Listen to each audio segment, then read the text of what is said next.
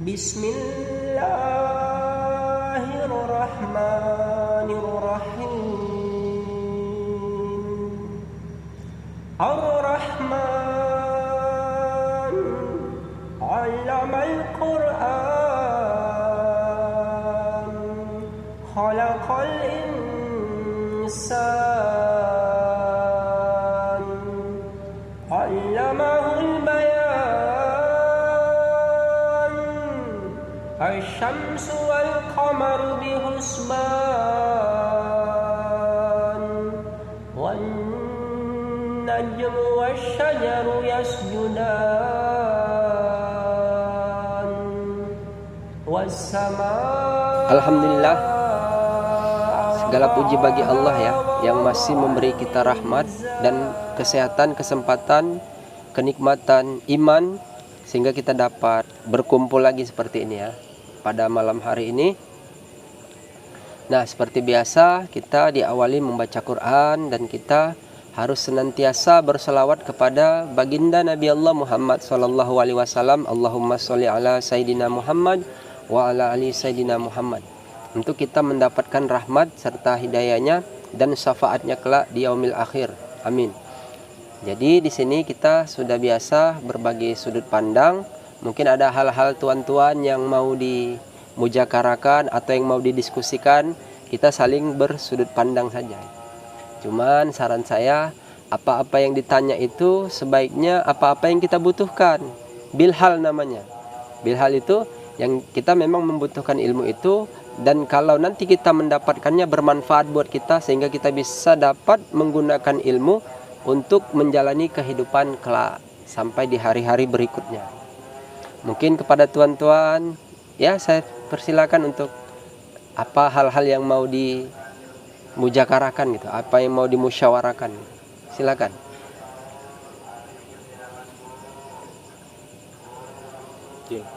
Ya.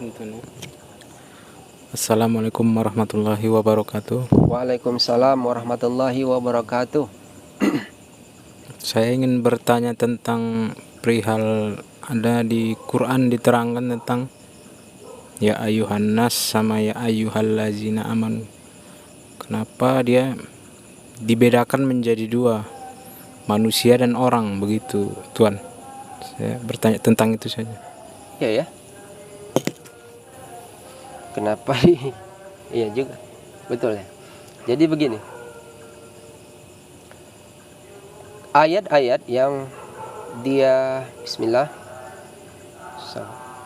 yang menggunakan ya ayuhan nas itu yang pernah saya ketahui ya, itu ayat-ayat yang turunnya di Makkah gitu. Artinya pada saat di Makkah itu, pada saat itu ayat itu turun, mereka belum pada beriman gitu. Nah, setelah hijrah ke Madinah, maka disitulah banyaknya para yang sahabat itu ya mengikut Nabi itu, mereka beriman, maka bunyi ayatnya ya ayyuhalladzina amanu. Jadi ada perintah-perintah. Dia kalau ya ayyuhan nas itu biasa perintahnya itu dengan kaitan perbuatan gitu. Perbuatan apa? Dia perbuatan untuk mengingat kepada Tuhannya gitu, atau memperhatikan semua perintah-perintah Tuhannya itu. Nah, kalau di ya ayyuhalladzina amanu itu ayat-ayat yang dia mengingatkan kepada perihal ibadah, seperti ya ayyuhalladzina amanu idza nudiya lis-shalah. Misalnya, ya orang-orang beriman, apabila engkau mengerjakan salat, ya ayyuhalladzina amanu, ya ayyuhalladzina amanu sta'inu bis-sabri was-shalah. Hai orang-orang beriman, carilah pertolongan Allah dengan sabar dan salat. Nah, maka di situ semua perintahnya itu berkaitan dengan ibadah. Ya ayyuhalladzina amanu kutiba alaikumusyamu kama kutiba alal ladzina min qablikum la'allakum tattaqun. Nah, begitu dia. Jadi perihal itu semua perkaitannya dengan perbuatan yang dilakukan untuk ibadah gitu. Sedangkan ya ayuhan nas tuh, makanya kalau orang dia sudah pasti manusia. Ingat deh. Kalau orang dia sudah pasti dia manusia. Tapi kalau manusia bisa dikatakan orang. Kalau menurut konteks perbuatan tidak. Tapi pada dasar ininya, dasarnya gitu. Dia manusia gitu. Ya manusia, tapi kenapa dia dikatakan orang? Biasanya dia ada transisi gitu. Transisi dari perbuatan. Makanya setiap kata ya ayyuhalladzina amanu ini artinya si manusia ini sudah jadi orang gitu. Orang apa? Orang yang beriman. Gitu. Pada hakikatnya ya semua itu dari bangsa manusia. Tapi karena dia beriman, maka dia dikatakan ya ayyuhalladzina. Itu penghormatan dari Tuhan untuk mereka hamba-hamba Tuhan yang diciptakan manusia ini kepada makhluknya itu. Makanya di dalam makna gini ya. Kenapa dikatakan alhamdulillahi rabbil alamin gitu. Alhamdulillah, segala puji gitu. Utawi puji kang papat iku tang tu Allah gitu. Puji apa? Puji kodim ala kodim, puji kodim ala hadis, puji hadis ala kodim, puji hadis ala hadis. Artinya apa? Alhamdulillahi rabbil alamin kata di situ. Adapun itu segala puji. Puji yang mana? Tuhan memuji kepada Tuhan. Tuhan memuji kepada makhluk. Tuhan memuji kepada apa? Makhluk memuji kepada Tuhan dan makhluk memuji kepada makhluk. Adapun segala puji tadi itu makanya ada kata segala puji itu hanya milik Allah yang menciptakan seluruh alam. Itu kalau dia ditasrif begitu. Itu waktu. Jadi kenapa manusia gitu kan? Manusia itu dia belum dia masih diproses lagi. Dia akan diuji. Gitu. Nanti kalau dia sudah jadi orang, dia diuji, tapi diujinya dengan perbuatan ibadah. Makanya ya ayyuhalladzina ini orang sudah beriman. Perintah untuk orang beriman itu, makanya di dalam ada rukun iman ya, namanya arkanul imani sittatun antu'mina billahi wa malaikatihi wa kutubihi wa rasulihi wa bil yaumil akhir. Nah gitu. Wa qadarihi syarrihi minallahi ta'ala aja. Jadi rukun iman itu ada 6 gitu. Jadi orang-orang yang beriman ini dia kena dengan rukun itu gitu. Dia harus beriman kepada Allah, beriman kepada malaikat, beriman kepada kitab, kepada rasul, kepada hari akhir, dan beriman kepada hari takdir baik dan takdir buruknya itu tadi. Nah, biasanya orang yang beriman ini dia muslim. Makanya orang yang muslim ini dia dimasukkan ke dalam rukun lagi gitu.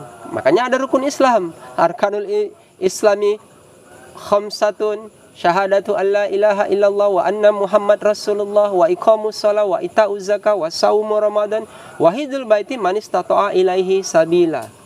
Jadi di situ orang yang beriman ini orang yang dia mengaku keislamannya, dia beriman kepada Allah dan Rasulnya, di situ dia bersahadat gitu.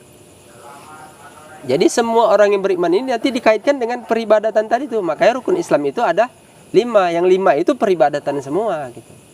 Jadi makanya betulkah kita ini sudah menjadi orang gitu? Paling dekatnya apabila seorang anak diproses dari kecil dan dia menjalani pendidikan gitu, sampai kuliah, sampai sudah sarjana gitu kan. Nanti banyak orang mengatakan, oh anaknya sudah jadi orang gitu. Itu kan, ketika dia sudah bekerjanya dengan layak. Nah, itu gambaran secara pikiran manusianya. Tapi dalam konteks bahasa sang pencipta tidak begitu memandang sosok seorang itu menjadi orang, itu tidak begitu. Karena Allah tidak memandang cantik wajahmu, buruk rupamu, tidak. Yang dipandang itu akhlaknya gitu. Akhlak orang yang beriman itu, akhlak orang yang muslim itu, dia taat, dia melakukan perintah-perintah Tuhan tadi itu yang dalam rukun Islamnya itu, dalam mengerjakan keislamannya itu gitu. Jadi begitu dia Tuhan. Itu pengertiannya kalau dijabarkan sangat luas. Nah, itu nanti orang ada lagi nanti dia tingkatannya. Nanti ada orang yang beriman, ada orang yang mukmin. Itu gimana tuh? Baru nanti ada lagi itu sebetulnya bertingkat dia. Itu proses perjalanan kehidupannya selama di dunia. Makanya nanti sampai tingkat ya, kalau ini yang saya ketahui gitu. Mungkin banyak di luar sana menjelaskan apalah tentang yang mau kita jelaskan ini, tapi yang setahu saya gitu, mereka itu ada orang yang beriman ya, yang mukmin tuh. Ada orang yang dia muttaqin, orang yang yakin, nah itu beda lagi. ada orang yang bertakwa. Kan nanti ada tuh ayatnya. Ya ayyuhalladzina amanu taqullaha haqqa tuqatih wa la tamutunna illa wa antum muslimun. Jadi si orang yang beriman ini tadi, dia melakukan perintah, namanya ada perintah taat, ada perintah patuh, ada perintah takwa. Orang yang patuh belum tentu taat. Orang yang taat sudah pasti patuh. Orang yang takwa sudah pasti kedua-duanya ini. Contoh gambaran begini. Contoh saya kasih gambaran perintah patuh. Ketika tuan diperintahkan oleh contoh orang tua atau junjungannya gitu ya. Kalau kita mau menyambung sila gitu kepada orang tua, nah kepada guru gitu kan. Ketika guru menyuruh, wahai fulan, ambil bersihkan tempat ini ya gitu. Orang yang patuh dia langsung mengerjakan itu. Karena dia beradab kepada orang tuanya atau kepada gurunya, dia langsung kerjakan. Tanda dia patuh. Tapi patuh dalam satu perintah saat itu saja. Dibersihkannya. Nah, esok ketika itu tidak disuruh lagi, di hari berikutnya dia tidak kerjakan. Dia patuh pada saat perintah pada satu masa saja gitu. Pada waktu hari itu saja gitu. Beda dengan orang yang taat. Kalau orang yang taat, wahai fulan, tolong bersihkan tempat ini gitu. Dia sudah mengambil jangkauan yang lebih luas dalam masa waktu yang lebih panjang. Artinya apa? Tempat ini dia harus bersihkan. Apabila dia melihat tempat itu kotor, pada masa kapan saja, mau hari ini, mau esok sampai seterusnya, dia tetap mengerjakan. Itulah dia. Makanya kita bilang orang yang patuh belum tentu taat. Orang yang taat sudah pasti patuh. Nanti ada lagi tingkatnya bertakwa. Kalau sudah takwa, ada satu titik tempat yang menjadi poros. Berarti di mana dia diletakkan tempat bertakwanya gitu. Contoh, kalau titik tempat bertakwanya itu dalam kaitannya itu sholat misalnya. Siapa orang yang paling bagus sholatnya, dialah yang paling bertakwa. Di dalam sholat itu kan banyak pengerjaan. Ada sunnah, ada wajib. Nah, kalau tadi kita mencontohkan di awal seperti tempat gitu. Nah, tempat itu kan waktu ditunjuk kan tidak itu saja. Mungkin ada tempat-tempat yang lain, ada tumbuhan. Iya kan? Tumbuhan ini berarti kan dia harus disiram. Gitu kan, dipupuk. Baru mungkin ada pengerjaan-pengerjaan yang lain, semisal di tempat itu tadi yang dia tempat bersihkan tadi, yang orang taat tadi, dia bisa all semuanya. All itu artinya apa? Dia mengerjakan melakukan semuanya itu. Dia memiliki rasa tanggung jawab yang penuh gitu. Tidak harus disuruh, dia sudah buat dengan kesadaran dirinya. Inilah orang yang bertakwa.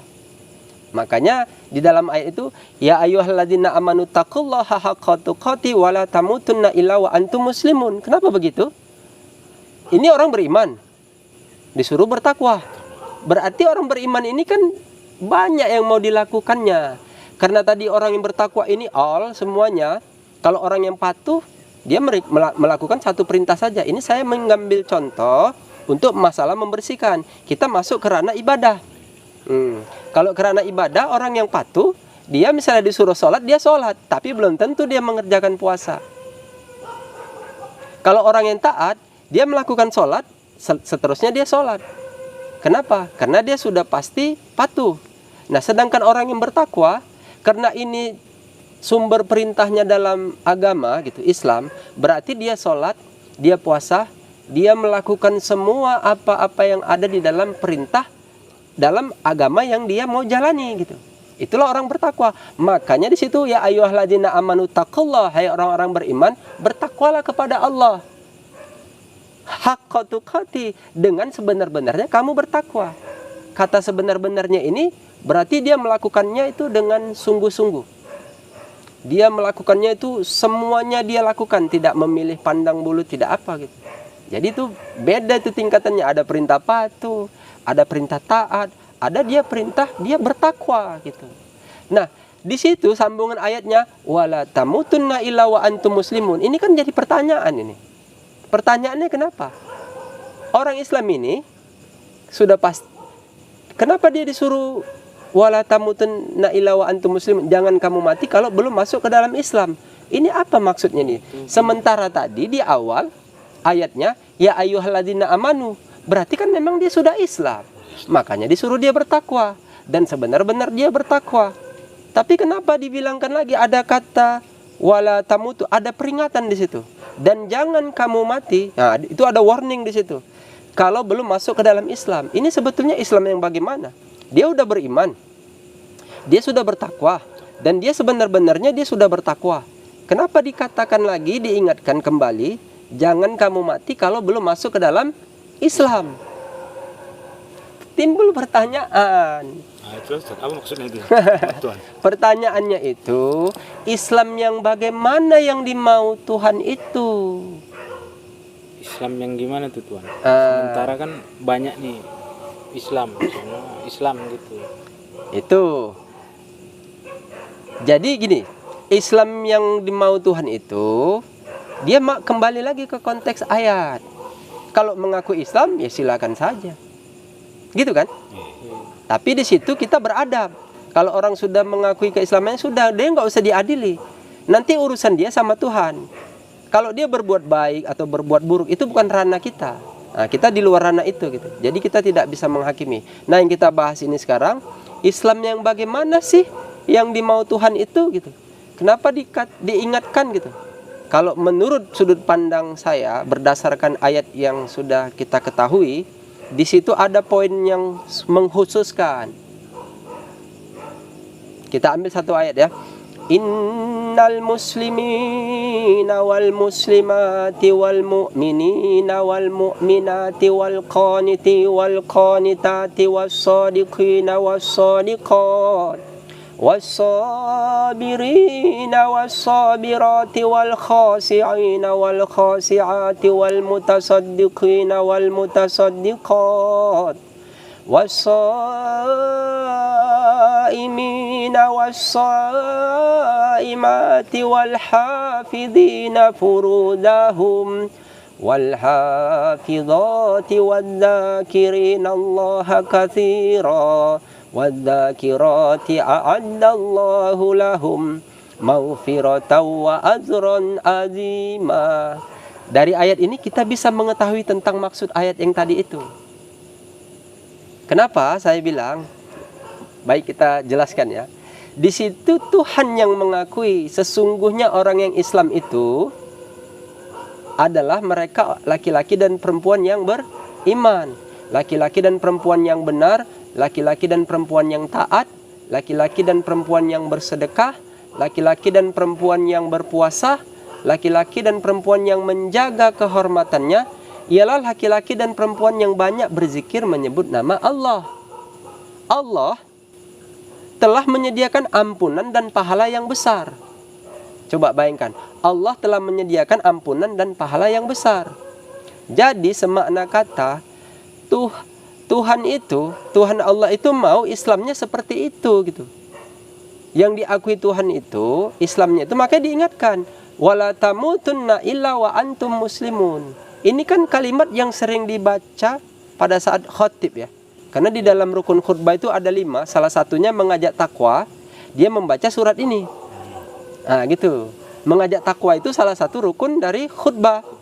Nah yang dibaca ayatnya ini gitu. Wala tamutunna illa wa antum muslimun. Berarti di situ nggak cukup dengan kita mengaku Islam saja. Nggak cukup kita mengaku kita sudah bertakwa. Kan harus ada pembuktiannya gitu. Nah, jadi di situ yang benar-benar Islam kata Tuhan, Allah mengatakan di ayat itu sesungguhnya orang Islam itu tadi yang melakukan itu semua. Nah, di sini kita dapat gambaran yang besar. Artinya gini, kalau diurut ya, jangan kamu mati Tuhan kalau kamu belum masuk ke dalam Islam. Artinya apa? Padahal saya tadi sudah Islam. Artinya begini, Tuhan itu lebih tahu tentang keislamanmu. Jangan kamu mati dulu kalau kamu belum mendapat ampunan. Itu Islam yang mendapat ampunan. Masih ada lagi. Apa? Jangan kamu mati dulu kalau belum Islam dan kamu belum mendapat ampunan dan kamu belum mendapat pahala yang besar. Jadi Tuhan kalau semisalnya mati nih, sudah Islam, sudah mendapat ampunan, dan mendapat pahala yang besar, ya mau mati aja.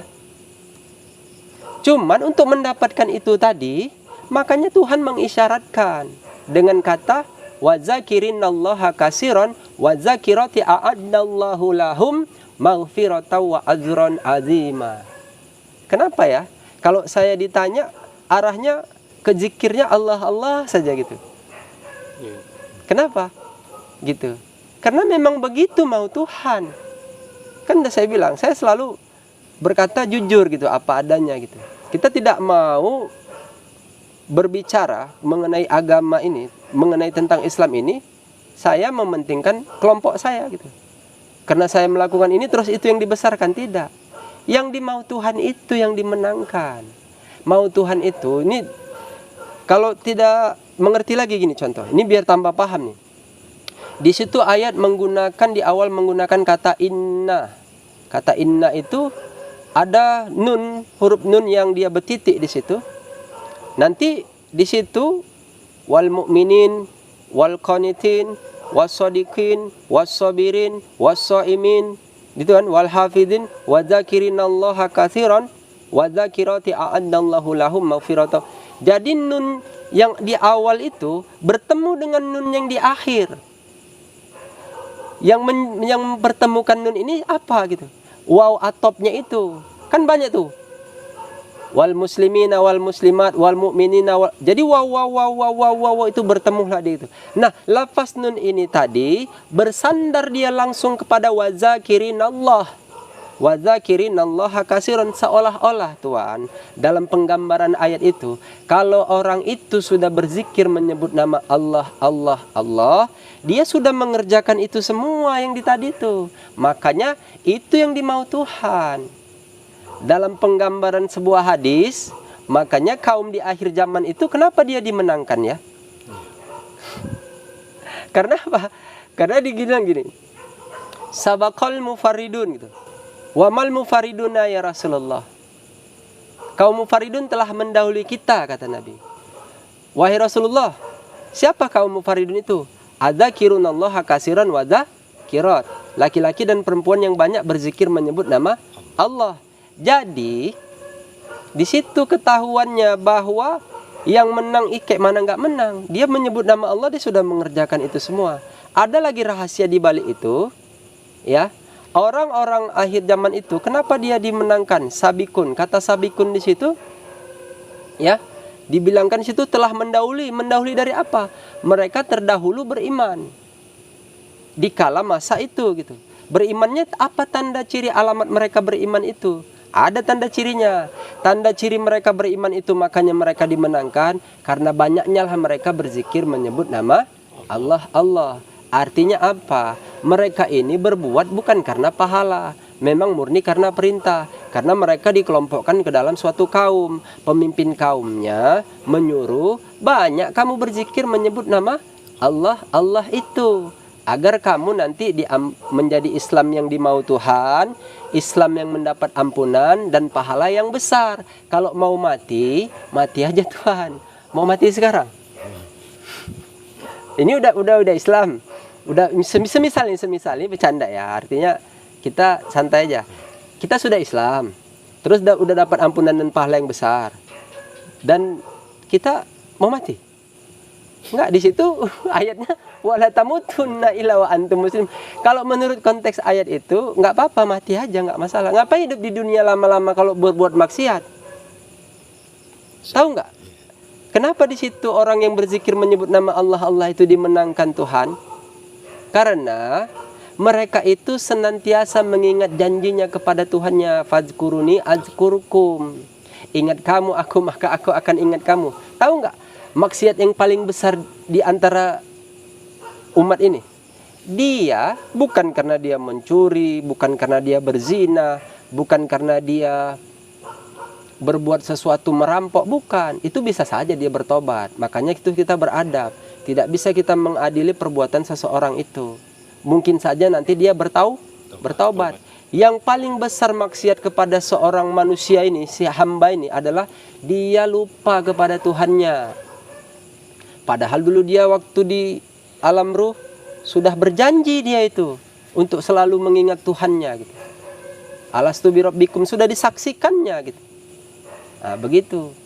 Jadi itulah penggambaran yang Tuhan maksud tadi. Jadi panjang ya penjelasannya. Saya pun jadi heran gitu. Padahal yang ditanya, apa bedanya manusia sama orang gitu. Kenapa ayatnya ada ya ayyuhan nas, ada ya ayyuhalladzina amanu.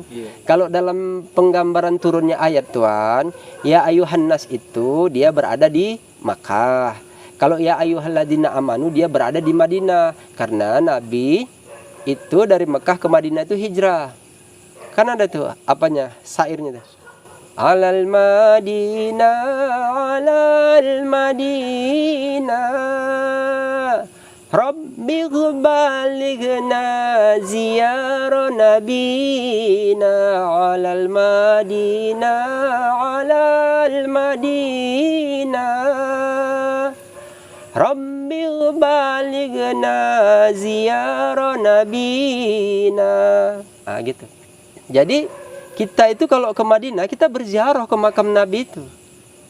Makanya nanti kalau Tuhan ada rezeki, ada umroh atau haji, itu kan nanti ke Minah tuh, baru ke Madinah tuh. Nah, itu saya bukan mau promosi ya. Kalau mau umroh nanti kasih tahu saya gitu. Saya punya teman, ada ustadz, dia punya travel umroh gitu. Nanti kita bisa, dia teman saya ini sejak kecil gitu. Dulu waktu itu saya, ya kami jumpanya setelah besar juga lagi. Dulu tetanggaan aja gitu. Dia sepulang dari Kairo, ya. Sekarang ini dia punya travel umroh. Setiap mau pergi itu nanti bisa bareng sama Ustadz Abdul Somad. Enak ya? Kan kenal tuh sama Ustadz Abdul Somad tuh. Kenal nggak? Kenal di YouTube. Di YouTube. Ya. Nah dia teman saya ini, Ustadz ini dia memberangkatkan jamaah umrohnya itu didampingi oleh Ustadz Abdul Somad itu gitu. Ya mungkin ada guru bimbingannya pada saat melakukan umroh gitu. Udah, saya bukan promosi gitu, saya hanya memberitahu saja.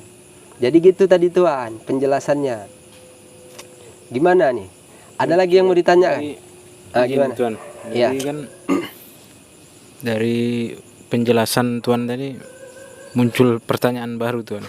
Iya, muncul pertanyaan baru ya. Jadi udah kan, dijelaskan muncul pertanyaan baru.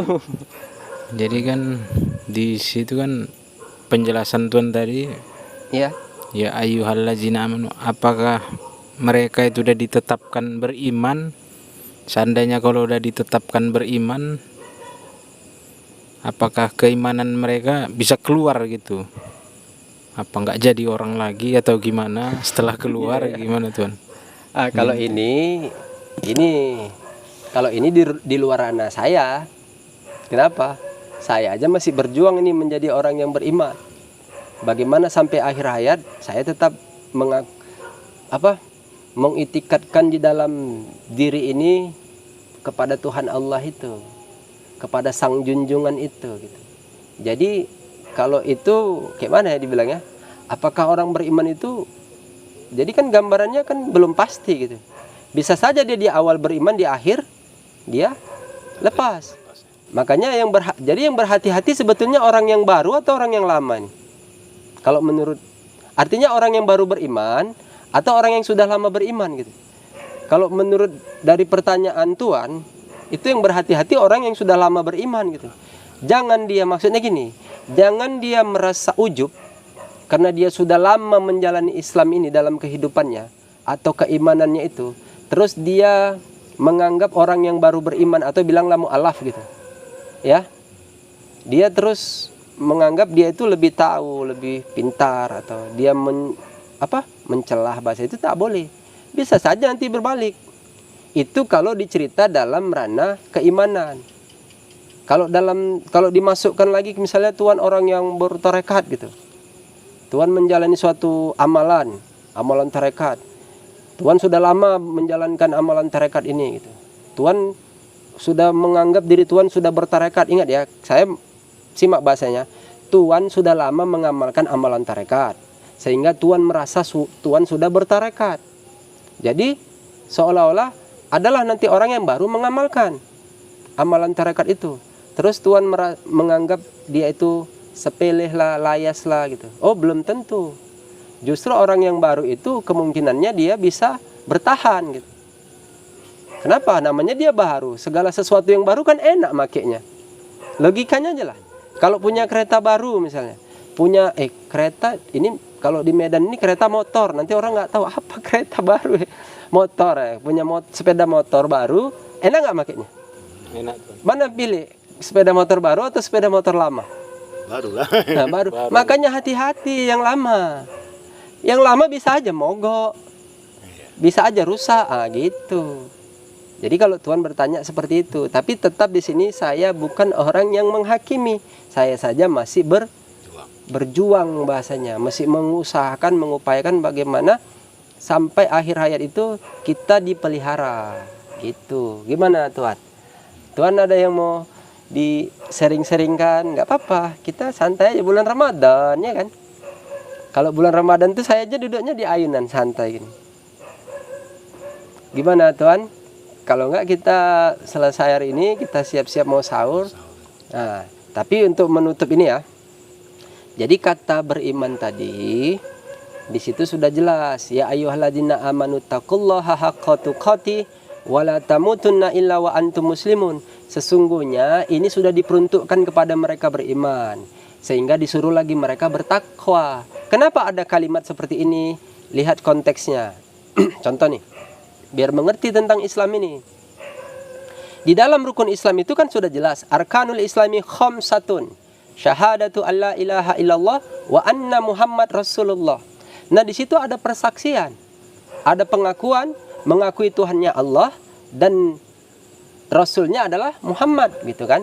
Artinya, kalau sudah mengaku, kenapa di situ syahadatu alla ilaha illallah wa anna Muhammad Rasulullah masuk perbuatan wa iqamus shalah. Dirikan sholat. Ente sudah mengaku soalnya nih, jangan nggak mendirikan sholat. Nanti fawailul lil musallin. Kenapa orang yang sholat aja bisa celaka, apalagi nggak sholat? Nah, ini hati-hati. Nah, wa iqamus shalah wa itauz zakah, bayar zakat. Karena ente sudah mengaku Tuhannya Allah, Rasulnya Muhammad.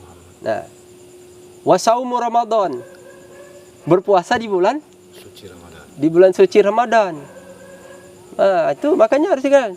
Dan pergi berhaji ke Baitullah bagi yang mampu. Jadi itu semuanya itu atas dasar pengakuan keislamannya dia bersahadat, barulah masuk kata dia diperintahkan berbuat ibadah. Makanya di situ ya ayyuhalladzina amanu, sudah Islam orang beriman.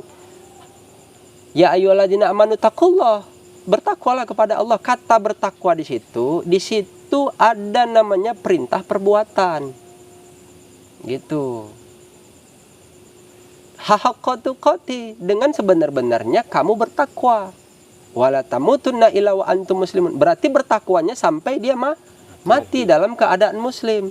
Muslim yang bagaimana? Muslim yang mendapat ampunan dan muslim yang dia mendapat pahala yang besar.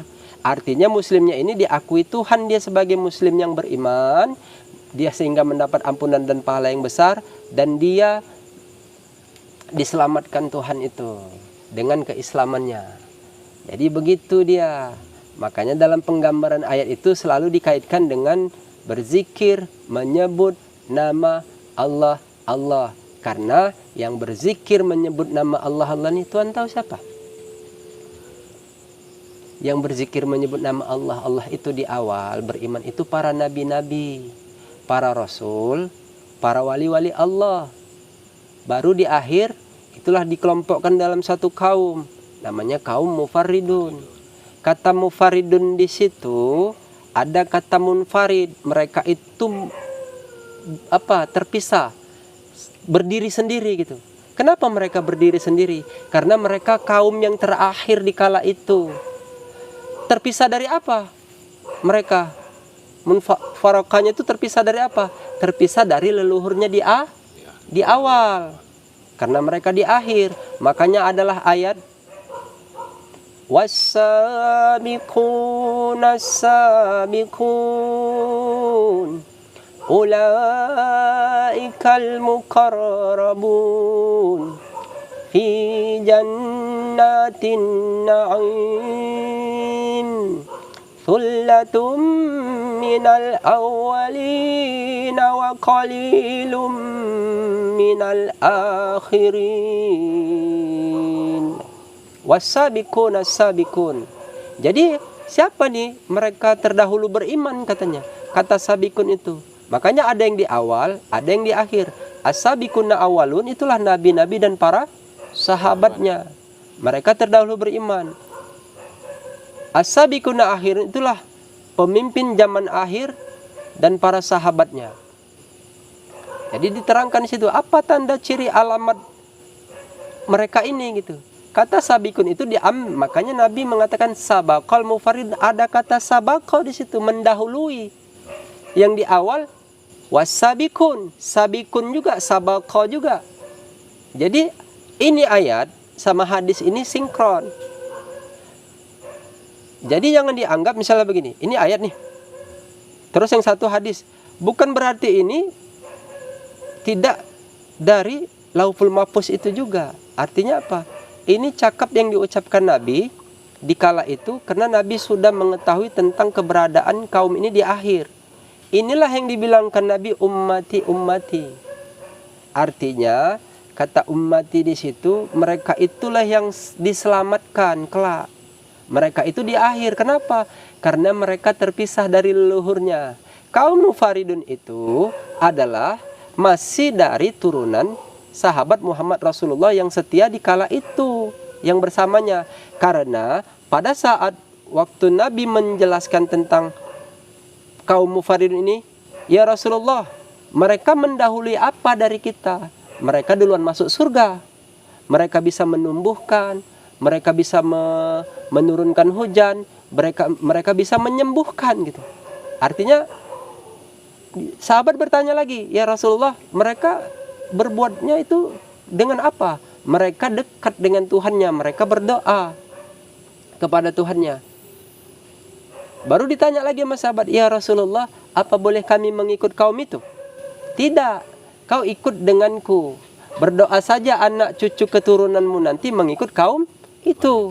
Makanya ketahuanlah di situ dari cerita di awal sama di akhir itu bahwa kaum Mufaridun itu masih dari keturunan sahabat Muhammad Rasulullah itu. Sedangkan pemimpinnya yang membawa kaum itu ya pasti juriat dari Rasulullah itu juga.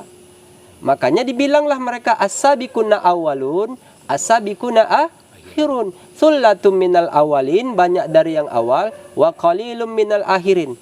Tengok nih ya, perhatikan ayatnya ya. Makanya di situ dikatakan ciri mereka itu menyebut nama Tuhannya. Itu kan perintah, makanya mereka tahu. Mereka lah dahulu beriman di akhir masa zaman ini tadi. Nah, makanya di surat Al-Waqiah itu ada di situ menceritakan inna hadalahu wa haqqul yaqin fasabbih bismi rabbikal azim. Ini sungguh adalah keyakinan yang benar. Maka bertasbihlah menyebut nama Tuhanmu yang agung. Kata fasabbih itu memerintahkan dengan segera gitu. Artinya tanpa ditunda-tunda, tanpa ada jeda waktu, fasabbih. Sebut gitu. Bismi rabbikal azim. Sebut nama Tuhanmu yang agung gitu. Mereka ini orangnya gitu. Kenapa? Surat Al-Waqiah itu surat yang menggambarkan itu dekat sama hari akhir. Idza waqa'atil waqi'ah. Apabila terjadi kiamat itu katanya. Makanya harus mengerti dengan kenapa ya Tuhan menyuruh berzikir menyebut nama Allah itu. Karena Tuhan itu sayang kepada hambanya yang beriman. Supaya kalau Tuhan nanti menyebut nama Allah itu ada kemungkinan yang dibilang Allah itu kau mendapat ampunan dan pahala yang besar. Kan berarti Tuhan ini sayang. Makanya dikasih caranya gitu. Dikasih tahu cirinya, dikasih tahu gambarannya, dikasih tahu penjelasan hadisnya, dikasih tahu ayatnya gitu. Diturunkan lagi pemimpinnya di situ. Yang pemimpinnya itu memang benar-benar datang dia dalam suatu kelompok kaum itu. Itulah kaum Mufaridun itu tadi. Makanya ada ayat mengatakan laqad ja'akum rasulun min anfusikum, datang seorang rasul itu kepada kamu dari kaummu sendiri. Makanya kita harus tahu. Kita nggak usah ini zaman akhir nih ya. Kalau saya bilang ini zaman akhir karena sudah nampak kejadiannya. Jangan berpikir orang siapapun gitu. Kita memang tidak mau membatasi. Dia berpikir mau mencari sosok seorang pemimpin zaman akhir itu. Kalau menurut saya, dia cukup cari cirinya saja. Tanda alamatnya itu apa? Berzikir menyebut nama Allah, Allah itu. Agar dia nanti minat zulumati ilan nur. Agar dia tidak tertipu dengan ilmu yang dia ketahui. Karena apa? Petunjuk hidayah itu mutlak datangnya dari Allah. Bukan dari manusia. Sebabnya iya manusia. Sebabnya manusia itu apa? Karena dia berzikir menyebut nama Allah, Allah gitu. Jadi dia harus mengerti dia cara memainkannya di zaman akhir ini. Tanda alamatnya itu yang dia upayakan, bagaimana aku bisa dekat ya. Semua kan orang mencari ini. Iya, benar. Tapi ya itu hak mereka gitu. Artinya kita tidak bisa juga memponis atau mengklaim itu salah gitu, enggak. Dia kan berbuat itu karena ilmu yang diketahuinya. Tapi kalau menurut saya ya kan, dalam sudut pandang saya melihat jelas sekali tuh. Yang dicari itu tanda alamat ciri itu tadi. Kalau sudah ada tanda alamat ciri, apa ciri tanda alamatnya? Berzikir menyebut nama Allah, Allah. Makanya kullu say'in sababun. Setiap-tiap perkara itu ada sebabnya. Kullu say'in alamah. Setiap-tiap perkara itu ada ciri-cirinya gitu. Cirinya itu yang dicari. Contoh nih, kalau di awal saja orang mau mengetahui tentang perihal Nabi gitu ya. Kan nggak bisa langsung ke Nabi. Dia mencari paling orang yang dekat sama Nabi siapa? Sahabatnya. Apa tahu dia sahabat Nabi yang mana? Kan tahu nanti dari ciri-cirinya. Ciri-cirinya dia tahu dari mana. Kalau dia sudah mencari sosok seorang Nabi, dia mencari sahabatnya itu, berarti ini orang ahli kitab. Karena dia ada petunjuk dari kitab sebelumnya. Sama ini sekarang nih ceritanya ini. Ceritanya gini, ini banyak nih periwayat hadis nih. Atau ulama-ulama yang mengerti hadis kita bilang. Kan mencari sosok seorang junjungan itu kan dengan hadis itu gitu. Nggak bisa. Harusnya mereka lebih pintar lagi lah. Sikit aja pintarnya apa? Cirinya aja cari. Kode etiknya itu pasti ada. Kalau langsung cari cirinya bisa tertipu dia. Kenapa? Banyak yang dia ketahui. Lebih banyak lagi yang tidak dia ketahui gitu. Cari cirinya saja. Tuhan sudah berzikir gitu, menyebut nama Allah. Kan mudah bagi Tuhan itu memberi petunjuk hidayah. Biasanya dia melakukan itu di sini ada nih ya, agar tidak salah memahami, maksud saya bukan terus dia berzikir menyebut nama Allah tanpa ada cara mengerjakannya. Di sini yang perlu diketahui. Zikir menyebut nama Allah, Allah itu kan perintah Tuhan. Setiap perintah Tuhan itu pastilah seorang Rasul yang mengajarinya. Ya kan? Kalau sudah ada urusan yang dibawa oleh Rasul itu, perbuatannya berzikir menyebut nama Allah, Allah, berarti kan ada cara mengerjakannya.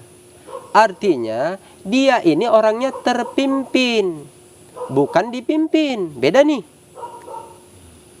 Kata terpimpin itu dia bersambung sanadnya kepada juriyat yang memiliki zikir Allah, Allah ini siapa gitu. Itu dia terpimpin. Berarti semua yang dilakukannya itu tidak menambah, tidak mengurang apa yang diamalkannya itu gitu. Kalau dipimpin bisa saja dia menjadi pengganti. Kok ada pula pimpinan yang baru misalnya gitu. Kau siapa gitu. Tapi itu kan kita tidak bisa menuduh siapapun ya kan. Artinya tanda alamat ciri tadi ini harus betul-betul jeli juga. Karena biasanya ada yang asli, ada yang palsu gitu. Harus mengerti gitu. Jadi misalnya nih Tuhan mau berzikir menyebut nama Allah, Allah ini. Ya bilanglah begini ya. Setiap amalan itu kan pasti ada, kalau kita bilang guru mursyid lah gitu. Ya udah, sambung sanad kepada guru mursyidnya itu. Itulah tanda kita beradab namanya. Kalau kita sudah beradab kepada guru yang mursyid ini, berarti kita juga beradab kepada keluarganya. Makanya Nabi mengisyaratkan, siapa yang memusuhi keluargaku, sama dia dengan memusuhi aku, kata Nabi. Siapa yang memusuhi aku, sama dia mengajak perang sama Allah gitu. Sia-sia kan jadinya kan. Jadi begitu dia. Ya silakan. Tuan, ada yang sampaikan. Karena, Ya. karena Tuan tadi menyinggung soal zikir Allah. Coba dengan dekatkan itunya. Karena tadi Tuan menyinggung soal zikir Allah. Ya. Ada suatu hadis saya pernah mendengar bahwasanya orang-orang menyebut zikir Allah itu dapat menunda hari kiamat. Ya, la taqumussaha tal yuqalu fil ardi Allah Allah ya. Tuh. Jadi pertanyaannya, apakah orang-orang yang zikir Allah itu yang orang yang bisa menunda hari kiamat itu atau main? Iya ya. Iya, itu dalam penjelasan hadis, maksud hadisnya itu gimana? Oh, maksud hadis itu. Iya ya. Kan gini, Tuan, banyak orang merasa karena dia merasa zikir, mungkin dialah kata pikirnya kan. Iya, kalau merasa ya enggak, itu urusan dia gitu. Ya, mohon penjelasannya Tuan. Iya, iya, iya. Yang Tuan maksud itu ada memang dalam penggambaran hadis itu. La taqumus sa'ah hatta la yuqalu fil ardi Allah Allah. Tidak terjadi suatu kehancuran kiamat di muka bumi ini kalau masih ada yang berzikir menyebut nama Allah Allah. Kata berbuat itu kan berarti ada orang pelaku. Ya kan? Secara makna lafaz, matan hadisnya itu ya memang begitu. Tapi secara makna yang tersiratnya ya nggak mutlak begitu. Kenapa? Dia kan berzikir ada yang menyuruhnya. Zikir Allah Allah ini kan ada yang mengajari tentang urusan itu. Zikir Allah Allah ini kan perintah Allah. Berarti ada Rasul yang mengajari perintah itu. Makanya dibilanglah zikir Allah Allah itulah zikirnya pemimpin zaman akhir itu. Siapa pemimpin zaman akhir? Ya Imam Mahdi itu. Karena apa? Dalam satu gambaran hadis yang lain kan dibilang, andaikan dunia ini tinggal sehari lagi maka Allah akan panjangkan hari itu sehingga diutus padanya sosok seorang laki-laki dari keturunanku. Namanya sama denganku, nama ayah sama dengan nama ayahku. Dia datang memenuhi penduduk langit dan bumi ini dengan keadilan yang bagaimana dikala itu dipenuhi dengan kezaliman. Artinya kata turunannya itu sama. Dia ini seorang rasul. Nabi rasul tidak? Rasul. Nah Mahdi Allah ini, Imam Mahdi ini rasul. Gitu. Nabi membawa syariat enggak? Membawa syariat Quran namanya, syariat Tuhan. Yang Mahdi Allah ini juga sama gitu. Kalau di awal zikirnya la ilaha illallah itu zikir Nabi orang membilangkannya karena Nabi yang mengajarkan itu. Makanya zikir Allah Allah ini karena itu zikir di akhir zaman itu yang dibilang namanya zikir Mahdi itu. Zikir yang dia yang memberi petunjuk dan menunjuki itu gitu. Tapi kan dia harus terpimpin, bukan dipimpin, beda itu. Kalau dipimpin banyak orang yang mau memimpin zikir Allah Allah ini. Bisa saja dia mengaku, bisa saja dia buat-buat gitu. Tapi secara hakikinya zikir yang terpimpin itu dia sambung sanadnya sampai kepada Rasulullah itu pemimpin zaman akhir itu. Sampailah kepada juriat-juriatnya itu tadi. Makanya di masa awal Nabi mengisyaratkan lagi al ulama warasatul anbiya. Siapa pewaris para nabi nih? Ya juriat Nabi itu, para habaib itu sampai sekarang. Para habaib itu ulama itu karena mewarisi ilmu kakeknya. Siapa lagi? Ya para sahabat itu karena menerima langsung ilmu dari Nabi. Makanya kata saya ini terpimpin. Zikir Allah Allahnya terpimpin gitu. Kenapa? Karena dia pasti langsung dari pemiliknya kepada juriatnya dan kepada orang-orang yang bersama juriatnya itu yang dekat gitu. Itulah adab namanya. Makanya kita selalu mengutamakan adab daripada ilmu. Kata adab itu dia patuh gitu. Ilmu kau geser dulu, nggak laku ilmunya nanti dulu gitu. Ilmu kau baru berlaku apabila kau sudah beradab. Artinya apa? Kau kalau mau berzikir Allah Allah harus terpimpin gitu. Jangan putus sanadnya gitu. Kau kalau mau Islam jangan terputus sanadnya, ikut itu. Warasatul anbiya itu, pewaris para nabi itu siapa? Para habaib. Ya para sahabat Nabi itu. Nah, kalau dikatakan sampai ke akhir zaman itu para hafiz Quran itu. Tapi hafiz Quran yang bagaimana ya? Hafiz Quran yang senantiasa menghatamkan Qurannya setiap 5 waktu. Gitu. Mungkin jelaslah itu penjelasan saya. Harus terpimpin. Gimana Tuan? Masih ada lagi yang mau dimujaharakan?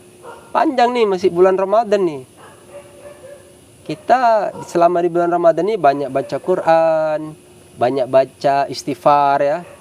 Ya, kita senantiasa bersolawat. Agar apa? Agar kalau kita senantiasa membaca Quran, nanti lisan kita ini bersih, hati kita bersih, pikiran kita bersih, pandangan kita bersih, pendengaran kita bersih. Kenapa? Karena yang dibaca Al-Quran. Apalagi yang disebut nama Tuhannya, menyebut nama Allah itu. Kalaulah dikasih tahu rahasianya nih ya, semua kesimpulan dari Quran itu adalah menceritakan tentang Tuhan Allah. Gitu. Nah, kesempurnaan dari Quran nanti diperas ada di suratul Fatihah. Kalau diperas lagi suratul Fatihah itu ada Bismillah. Nanti kan ada lafaz Allahnya di situ. Jadi itu dia. Makanya besarnya, agungnya berzikir menyebut nama Allah itu di zaman akhir. Makanya Nabi mengatakan mereka itu menang gitu. Kalau dulu di awal tabu. Orang masalah bertarekat aja, masalah tarekat aja tabu. Padahal nabi-nabi itu mereka membawa tarekat. Kenapa? Tarekat itu kan jalan yang lurus. Itulah ihdinas siratal mustaqim. Apakah Nabi tidak membawa jalan? Makanya para sahabat Nabi itu bertarekat namanya. Nabi yang punya jalannya, sahabat itu bertarekat kepadanya, numpang dulu dia di jalan itu agar dia sampai bersama nabinya kepada Tuhannya itu. Jadi jangan dibilang kata tarekat itu tidak ada, dari sejak zaman Nabi itu sudah ada tarekat. Jangan dibilang tidak ada. Itulah dia, agar dia dapat. Nah, nanti dapat dibedakan begini. Cerita tentang para sahabat Nabi di awal itu, mereka itulah yang ma'rifatul rasul namanya. Yang mereka itu bersama nabinya gitu. Mereka itu kenal, kata ma'rifat itu kenal. Sehingga itu semua perbuatannya itu yang dilakukan. Makanya dia, makna dari ma'rifat itu adalah ridhonya. Ridho dari siapa? Yang dimakrifatinya. Artinya nabinya ridho kepada sahabat itu. Makanya digelarlah mereka radhiyallahu anhum. Kira-kira kita ini bisa nggak makrifat kepada sang junjungan itu? Gitu. Nggak usah cerita ma'rifatullah, banyak kali di luar sana orang yang bercerita tentang ma'rifatullah. Mereka sudah makrifat kepada Allah, yuk kenal sama Allah, hebat anda ya gitu. Kalau saya bilang nggak usah terlalu tinggi bermimpi, tapi nggak masalah, itu kan urusan. Tapi kita berdoa saja supaya kita tidak di ranah itu. Kalau menurut saya begini, orang yang ma'rifatullah itu adalah rasul-rasul Allah itu. Itulah nabi-nabi Allah itu, itulah wali-wali Allah itu. Mereka kenal sama Allah itu. Sedangkan kita bisa ma'rifatul rasul saja, itu sudah paten. Sudah hebat itu manusianya itu di muka bumi ini. Kenapa?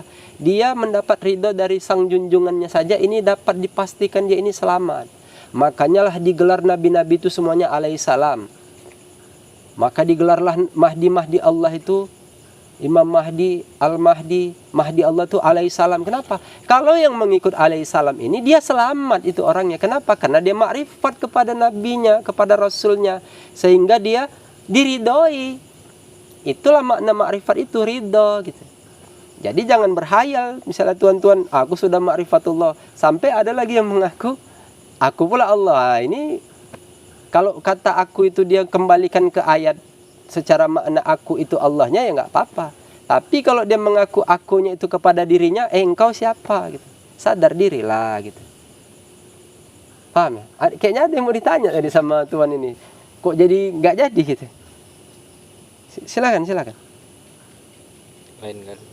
Lain kali ya. Kayaknya ini udah cukup ya. Sudah jelas ya. Tadi awalnya cuman apa beda ya ayuhan nas sama ya ayyuhalladzina amanu gitu. Masuk ke cerita Islam.